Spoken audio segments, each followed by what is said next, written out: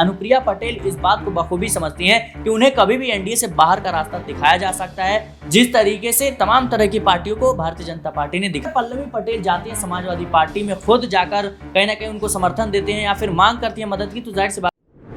नमस्कार, मैं नाज़मीन खान और आप देख रहे हैं SPN9 न्यूज। उत्तर प्रदेश में लोकसभा चुनाव परिणाम भारतीय जनता पार्टी के लिए मुसीबत साबित नजर आए। भारतीय जनता पार्टी 2019 के मुकाबले 2024 के चुनाव परिणाम में सिमट कर रह गई मात्र 33 सीटों पर, जहां जीत 2019 में 62 सीटों पर दर्ज करती हुई नजर आई थी। यही वजह है कि अब सीएम योगी आदित्यनाथ पर इसका ठीकरा फोड़ा जा रहा है। कहा जा रहा है कि सीएम योगी आदित्यनाथ ने लोकसभा चुनाव में नेतृत्व सही ढंग से नहीं किया, जिस वजह से पिछड़ती हुई भारतीय जनता पार्टी नजर आई और समाजवादी पार्टी का कद बढ़ता हुआ दिखाई दिया। लेकिन जहां समाजवादी पार्टी का कद बढ़ता हुआ नजर आया, तो वहीं दूसरी तरफ समाजवादी पार्टी के साथ गठबंधन भी तोड़ते हुए कई दल नजर आए, जिसमें आरएलडी प्रमुख जयंत चौधरी दिखाई दिए, तो जिसमें अपना दल कमेरावादी प्रमुख पल्लवी पटेल भी नजर आए। पल्लवी पटेल ने गठबंधन तो तोड़ा, लेकिन लोकसभा चुनाव में AIMIM के साथ मिलकर भी चुनाव जीत नहीं पाई। नतीजन ये निकला कि अब पल्लवी पटेल ने एक और बड़ा फैसला कर लिया है कि 10 विधानसभा सीटों पर होने वाले उपचुनाव में भी अपनी पार्टी के तहत PDM के तहत प्रत्याशियों का ऐलान करेगी।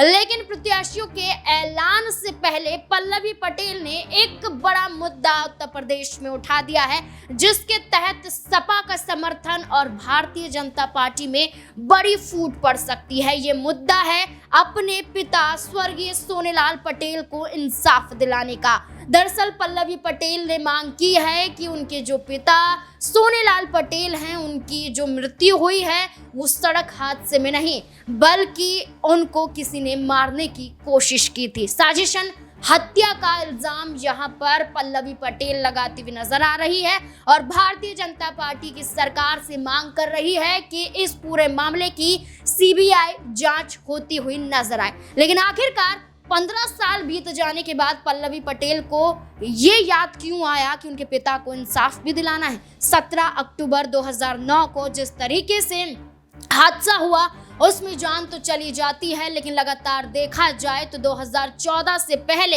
यहाँ पर अपना दल कमेरावादी का गठबंधन भारतीय जनता पार्टी के साथ भी था। लेकिन वही भारतीय जनता पार्टी ने आश्वासन दिया था पल्लवी पटेल की पार्टी को, लेकिन वो अभी तक पूरा नहीं हुआ, जिसके चलते 2 जुलाई 2024 को अपने पिता की जयंती के अवसर पर पल्लवी पटेल ने ये बड़ा मुद्दा उठा दिया। लेकिन क्या अब इस मुद्दे के साथ साथ अनुप्रिया पटेल, अपना दल सोनेलाल प्रमुख अनुप्रिया पटेल, जो भारतीय जनता पार्टी की समीक्षा बैठक में शामिल नहीं होती, अनुप्रिया पटेल जो पिछड़े वर्गों के लिए, OBC SC ST वर्गों के लिए सरकारी नौकरियों में आरक्षित सीटों को लेकर, आरक्षित नौकरियों को लेकर कहीं ना कहीं अपनी ही सरकार को घेरती हुई नजर आ रही हैं, क्या ऐसे में अब दोनों बहनें एक साथ नजर आ सकती हैं? क्या भारतीय जनता पार्टी टूट सकती है और ऐसे में क्या सपा अपना हाथ बढ़ाती हुई फिर से नजर आएगी? इससे जुड़े हुए तमाम सवाल बनते हैं। मेरे सहयोगी सिराज मेरे साथ मौजूद हैं। सिराज, पहला सवाल हम पल्लवी पटेल को लेकर करेंगे। पल्लवी पटेल ने अपने पिता को इंसाफ दिलाने के लिए CBI जांच की मांग कर दी और भारतीय जनता पार्टी पर आरोप लगाया है कि 2014 से पहले हमने ये मांग रखी थी और आश्वासन भारतीय जनता पार्टी ने दिया था जरूर इंसाफ दिलाया जाएगा। उस दौरान मांग अपनी मां कृष्णा पटेल की सुरक्षा को लेकर भी था कि जैसे उनके पिता की जान गई है, ऐसे जान का खतरा उनकी मां को भी हो सकता है, इसलिए ये मुद्दा उठाया है पल्लवी पटेल ने फिर से। तो क्या ऐसे में भारतीय जनता पार्टी घिर चुकी है? जी बिल्कुल, कहीं ना कहीं भारतीय जनता पार्टी लोकसभा चुनाव में जिस तरीके से बहुमत के आंकड़े को नहीं पार कर पाई, इसी वजह से उनके सहयोगी दल अब जो है तेवर दिखाते हुए नजर आ रहे हैं। जाहिर सी बात है, जिस तरीके से आरक्षण के मुद्दे को लेकर के अनुप्रिया पटेल लगातार सवाल उठा रही हैं, यह भी कहीं ना कहीं जो है एक बड़ा सवाल है कि आखिर अनुप्रिया पटेल के तेवर जो है लोकसभा चुनाव के बाद क्यों बदलते हुए नजर आ रहे हैं। और दूसरी बात, जिस तरीके से पल्लवी पटेल ने अपने पिता को लेकर के जो बात कही है कि CBI जांच होनी चाहिए, जाहिर सी बात है सवालों के घेरे में है कि आखिर इतने सालों बाद पल्लवी पटेल को ये याद क्यों आता है कि अपने पिता को इंसाफ भी दिलाना है। और खास तौर पर चुनावी माहौल हो, जब देश में तमाम राज्यों में जो है विधानसभा चुनाव का दौर जो है वो सिलसिला शुरू हो गया है और जिस तरीके से भारतीय जनता पार्टी जो है वो उत्तर प्रदेश की राजनीति में लड़खड़ाती हुई नजर आ रही है। एक सवाल मैं लेना चाहूंगी कि पल्लवी पटेल में भी क्या अति आत्मविश्वास नजर आ रहा है? जैसे कि चंद्रशेखर आजाद में देखा जाए, नगीना सीट जीतने के बाद वो बड़े बड़े ऐलान कर देते हैं, उपचुनावों में भी उतरने की बात करते हैं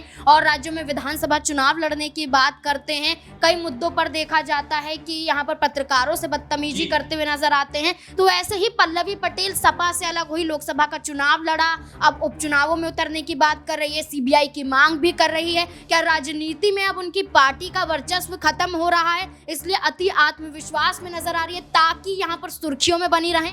जी देखिए, सुर्खियों में बने रहना मुझे लगता है एक नेता के लिए काफ़ी अहम हो जाता है। ख़ास तौर पर देखिए तो चंद्रशेखर आज़ाद लगातार अपनी बातों के लिए, अपने तमाम तरह की चीज़ों के लिए वो चर्चा में रहते हैं और जिस तरीके से दलितों पर जो कह सकते हैं अत्याचार होते हैं उसको लेकर के तमाम तरह के चर्चाओं में रहते हैं कि वो चंद्रशेखर जो है इंसाफ दिलाने पहुँचते हैं। उसी तरीके से पल्लवी पटेल भी खुद को चर्चाओं के अंदर रखना चाहती हैं और जिस तरीके से वो इमोशनल कार्ड खेलती हुई नजर आ रही हैं अपने पिता को लेकर के, उसके बाद से देखा जाए तो इस पल्लवी पटेल इस बात को बखूबी समझती हैं कि अभी जो कह सकते हैं लोकसभा चुनाव की समाप्ति जरूर हुई है, लेकिन विधानसभा चुनाव का जो दौर है वो शुरू हो चुका है। और खास तौर पर देखिए तो बिहार में, झारखंड में, पंजाब में, हरियाणा में, दिल्ली में, महाराष्ट्र में, तमाम ये राज्य हैं जहां पर विधानसभा चुनाव होना है और ऐसे में खुद को सुर्खियों में रहना काफी अहम माना जाता है। और जाहिर सी बात है पल्लवी पटेल जिस तरीके से हमलावर हो रही है भारतीय जनता पार्टी के खिलाफ, ये कहीं ना कहीं आने वाले समय में इस बात की तलाश में है कि आने वाले समय में इसका फायदा उन्हें देखने को मिलेगा। देखिए बिल्कुल, यहाँ पर एक और सवाल है सिराज, अनुप्रिया पटेल से जोड़कर देखेंगे। अनुप्रिया पटेल जो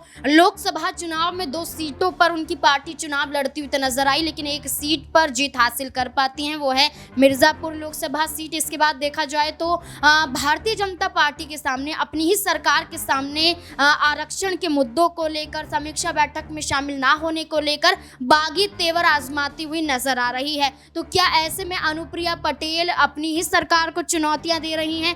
क्या वो अपनी पार्टी से अलग होने का फैसला कर रही हैं? क्योंकि लोकसभा चुनाव में तो अच्छा प्रदर्शन नहीं हो पाया, इसलिए विधानसभा चुनाव से पहले क्या अलग राहें अनुप्रिया पटेल की भी नजर आ रही हैं और वो क्या मांगे हैं जो लगातार उठाती हुई दिखाई दे रही है? देखिए, अनुप्रिया पटेल इस बात को बखूबी समझती हैं कि इंडिया गठबंधन या कांग्रेस और समाजवादी पार्टी ने जो प्रदर्शन किया है वो दलितों के वोट बैंक से किया है और भारतीय जनता पार्टी की तरफ जो है दलित और मुस्लिम वोट बैंक शिफ्ट नहीं हुआ और जाहिर सी बात है इसका सीधा फायदा समाजवादी पार्टी को हुआ है। और एनडीए का हिस्सा रहते हुए अनुप्रिया पटेल इस बात को बखूबी समझती हैं कि उन्हें कभी भी एनडीए से बाहर का रास्ता दिखाया जा सकता है, जिस तरीके से तमाम तरह की पार्टियों को भारतीय जनता पार्टी ने दिखाया है। और कहीं ना कहीं देखा जाए तो दलित वोट बैंक को साधने के लिए अनुप्रिया पटेल ये कदम उठा रही है। आरक्षण को लेकर के जिस तरीके से विपक्ष ने मुद्दा उठाया, संविधान को लेकर के, आरक्षण को लेकर के, उसका फायदा जो है उन्हें मिला और यही वो बड़ा कारण था कि समाजवादी पार्टी आज उत्तर प्रदेश में पहले नंबर की पार्टी बनकर उभरी है।